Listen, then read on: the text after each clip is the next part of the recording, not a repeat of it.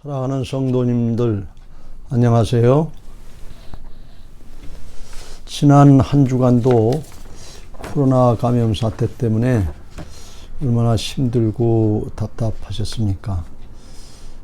스스로 자원해서 자가 격리하는 것 같은 그런 삶이 계속되는 것 같아서 참으로 안타깝고 답답합니다. 빨리 이 사태가 진정되고 정리됐으면 좋겠는데, 우리에게 들려오는 유럽이나 미국에서의 코로나 감염 확산 소식은 우리의 마음을 더욱더 무겁게 하고 있습니다. 가만히 생각해 보면 이제는 코로나 사태가 이 건강의 문제, 생명의 문제입니다만 경제적인 문제까지 공황에 가까울 정도로 큰 문제가 돼서 미국이라고 하는 강대국도 2,000조, 우리나라 예산의 4배나 되는 2,000조를 긴급 예산으로 투입하고도 어떻게 처리할 수 없는 그런 상황이고, 앞으로 또 어떤 상황이 올지 모르는 그런 아주 긴급한 사태가 지금 벌어지고 있습니다. 정말 첨단 과학이 발달하고 핵무기를 쓴다고 하는 그런 시대이지만 사람의 방법으로 어떻게 할 수 없는 그런 때가 됐습니다.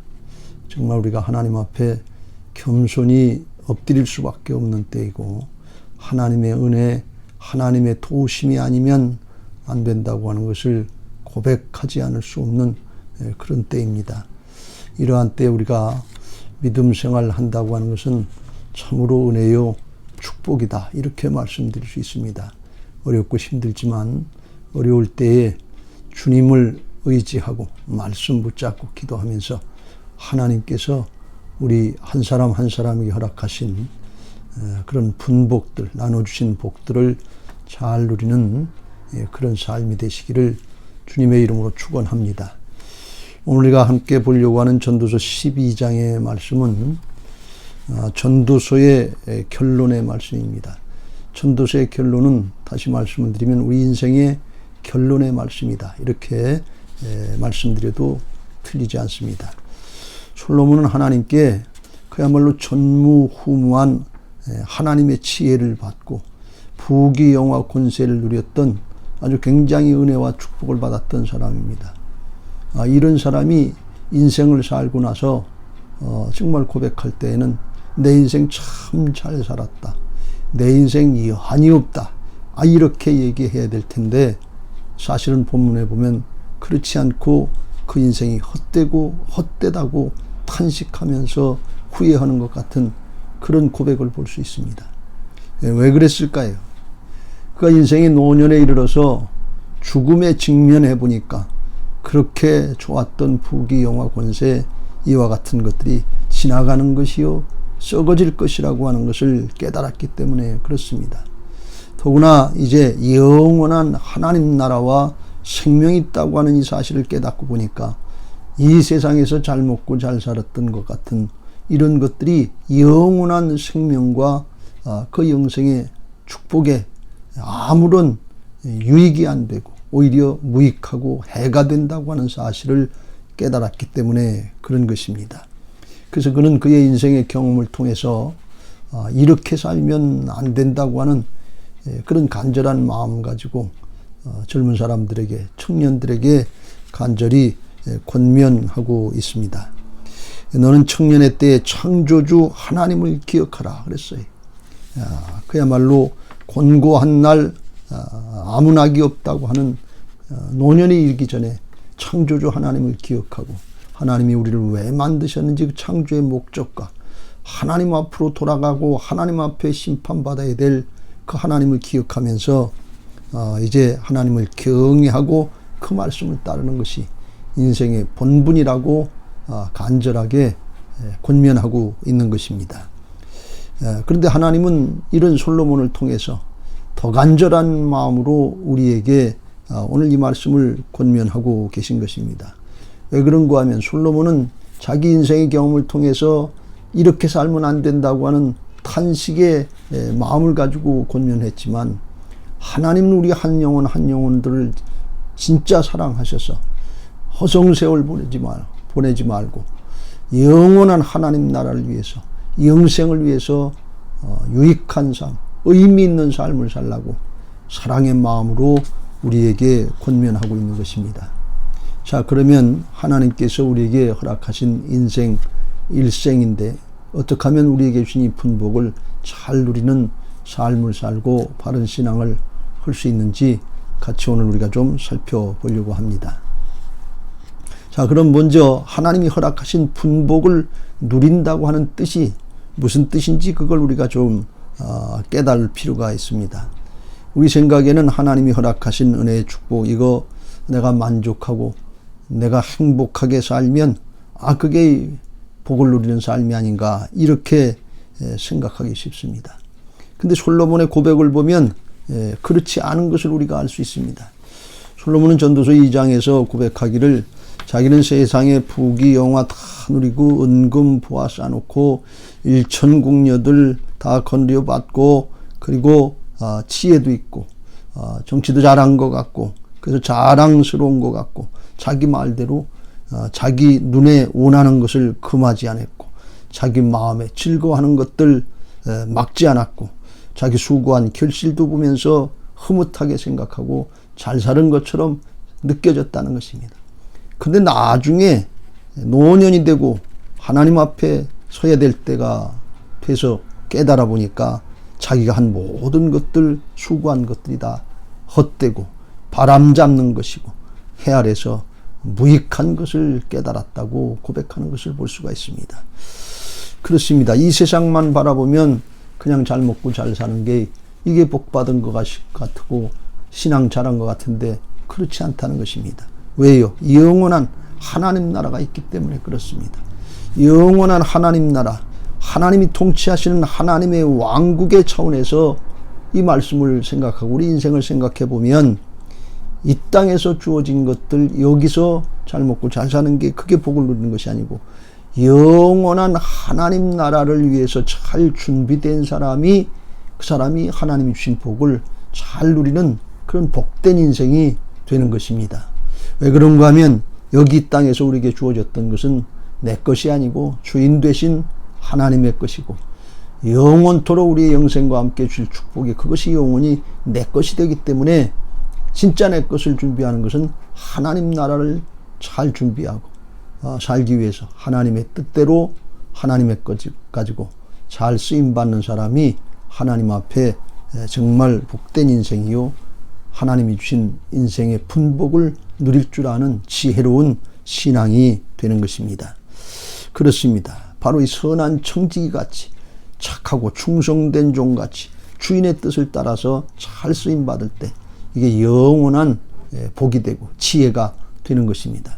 성경에 보면 그런 인물 중에 다윗 왕을 말씀했는데 다윗 왕은 이게 내 것이 아니고 권력도 내 것이 아니고 하나님이 주신 그런 은혜와 축복 물질 부귀영화 이건 내 거 아니고 하나님의 것이라고 하는 걸 깨닫고 하나님의 뜻대로 잘 쓰임 받으려고 평생에 애를 썼던 것을 볼 수가 있습니다. 하나님이 다윗을 사랑하셔서 내 종 다윗, 내 종 다윗, 내 종 다윗 하면서 그 마음에 품고 어디를 가든지 이기게 하시고 하나님의 공급의 문을 열어주시고 하나님이 하시고자 하는 일에 다 쓰임 받을 수 있도록 축복하셨다고 말씀하고 계신 것을 볼 수가 있습니다. 그렇습니다. 하나님의 뜻에 맞게 사용하려고 할 때 하나님께서 공급해 주시고 하나님 앞에 아주 아름답고 귀하게 쓰임받는 하나님의 분복을 누릴 줄 아는 복된 신앙이 되는 것입니다. 여러분들도 모두가 다 하나님의 왕국의 복음이다 하는 사실을 깨닫고 하나님 나라 차원 영원한 생명의 차원에서 우리의 인생을 잘 정리하시고 말씀 따르시면서 하나님의 허락하신 분복을 누리는 착하고 충성된 종들이 다 되시기를 주님의 이름으로 축원합니다. 자, 그러면 우리가 어떻게 하면 이 하나님이 허락하신 분복을 잘 누릴 수 있는 착하고 충성된 종들이 될 수 있을까요? 그건 하나님의 은혜로 먼저 우리 사람, 우리의 자신이 변화를 받아야 되는 것입니다. 우리 생각에는 언뜻 생각하기를 나도 솔로몬처럼 나도 뭐 다윗처럼 하나님이 이렇게 복 주시면 나도 하나님 앞에 그렇게 쓰임받고 인생 멋있게 잘 살 수 있을 텐데 이렇게 생각하는 경우가 많은데, 사실 하나님께서 복 주시고 하나님 앞에 쓰임받은 사람은 그렇게 흔치 않습니다. 왜 그런가 하면 욕심 때문에 그렇습니다. 사람이요 없을 때는 다 할 것 같은데 하나님이 복을 주시고 허락하시면 이기적인 욕심, 세상적인 탐욕 때문에 주신 기회를 선용하고 그 기회를 뺏기는 경우가 너무 많은 것을 볼 수가 있습니다. 성경에 나와 있는 부자 청년처럼 영생을 알았어요. 영생이 꼭 필요한 걸 알았어요. 그래서 예수님께와 나와서 어떻게 하면 영생을 얻을 수 있겠냐고 물었습니다. 예수님이 말씀하시기를 너 이런 계명 저런 계명 다 지켰다 그러는데, 그러면 내 있는 걸 팔아서 가난한 자들에게 나눠주고 나를 따라와라. 그럼 하늘의 보화를 주시겠다 그리고 말씀하셨는데, 그만 이 부자 청년은 자기 거 가지고 자기가 하는 줄 알고 아깝고 인색한 마음, 욕심의 마음이 들어서 근심하면서 예수님을 떠났다고 그랬습니다. 예수님은 그가 천국에 들어가기 어렵다고 말씀하신 걸 보면 아마 회개하지 못하고 천국에 못 갔을 것 같습니다.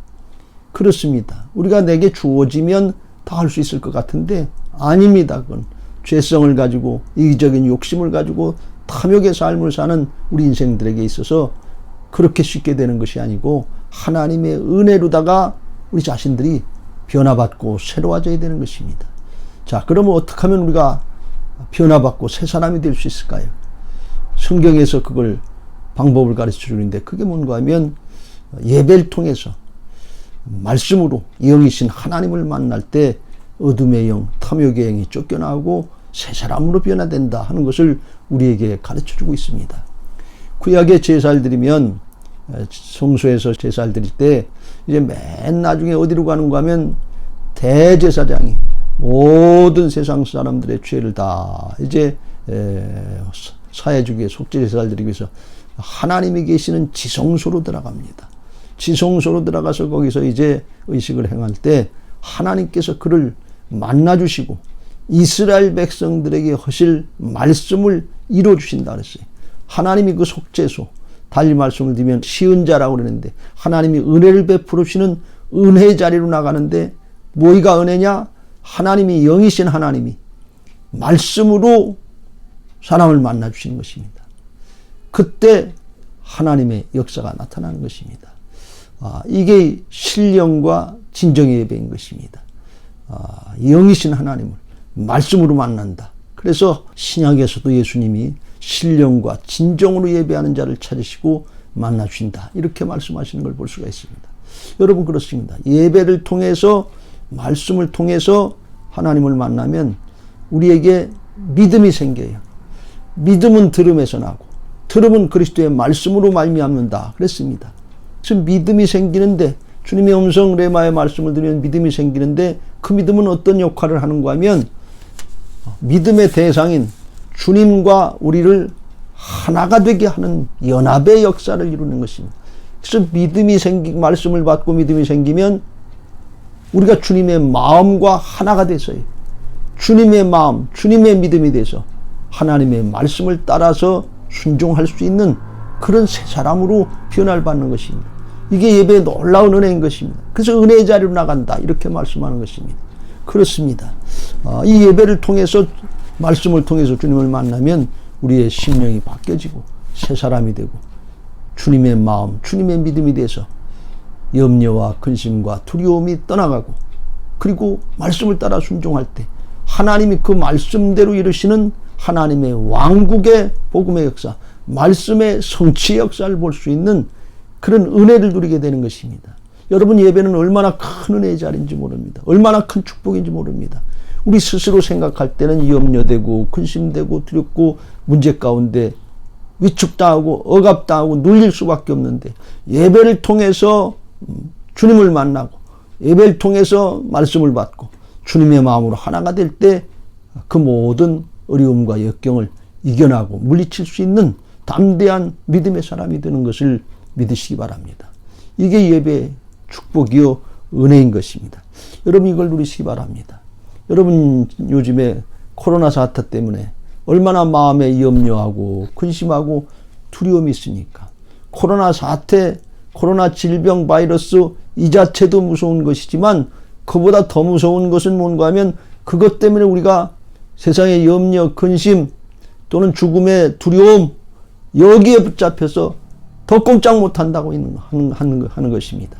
그걸 이겨나갈 수 있고 극복할 수 있고 정말 담대하게 승리할 수 있는 믿음은 하나님 앞에 예배하고 예배를 통해서 말씀을 받고 그 말씀으로 믿음이 생기고 믿음을 통해서 우리가 새 사람이 될 때 주님과 하나가 된 게 믿어질 때 성령께서 함께 하셔서 말씀의 성취를 보게 하시는 것입니다. 여러분 있는 그 자리에서 예배자가 되시기 바랍니다.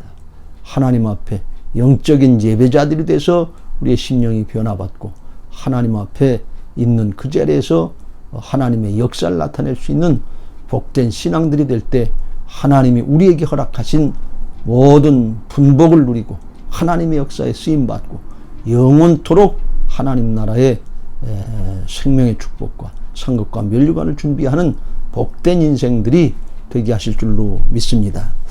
바라기는 주께서 이제 부활하셔서 우리 안에 와 계십니다. 내주해 계십니다. 구약의 지성소에 계셨던 하나님은 이제 우리 안에 와 계십니다. 그러니까 이제는 우리가 순간순간 내 안에 오셔서 살아계셔서 죄악과 사망의 세계를 이기시고 나와 함께 하시는 주님의 역사, 하나님의 나라의 복음을 믿고 주님 어떻게 할까요? 여쭙고 주님이 말씀하시고 깨우쳐 주시면 그 말씀을 통해서 믿음으로 이제 마음이 강하게 하시고 담대케 하시고 하나님의 평강을 주실 때 말씀 따라 순종하시면서 예배의 승리자, 믿음의 승리자들이 되시길 주의 이름으로 축원합니다. 주님이 이를 부활로 다 이루셨습니다. 십자가 부활의 복음으로 다 이루셨습니다. 이제 우리가 믿고 믿음으로 따라가려고 할 때 하나님이 함께 하셔서 하나님의 역사를 보게 하십니다. 로마서 1장 17절에 복음에는 하나님의 의가 나타나서 믿음으로 믿음에 이르게 하나니 오직 의는 믿음으로 말미암아 산다고 그랬으니까 믿음으로 주님이 내 안에 오셔서 함께 하시는 걸 믿고 말씀 따라가려고 할 때 하나님이 함께 하시는 역사를 보게 하시고 승리케 하실 줄로 믿습니다.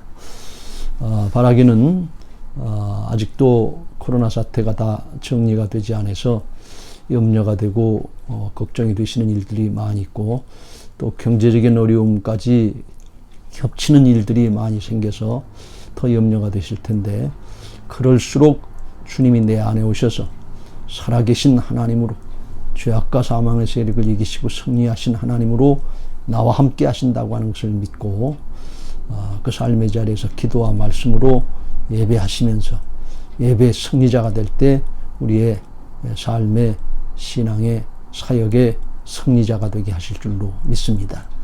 여러분 모두에게 이 은혜가 있으시길 주님의 이름으로 축원합니다.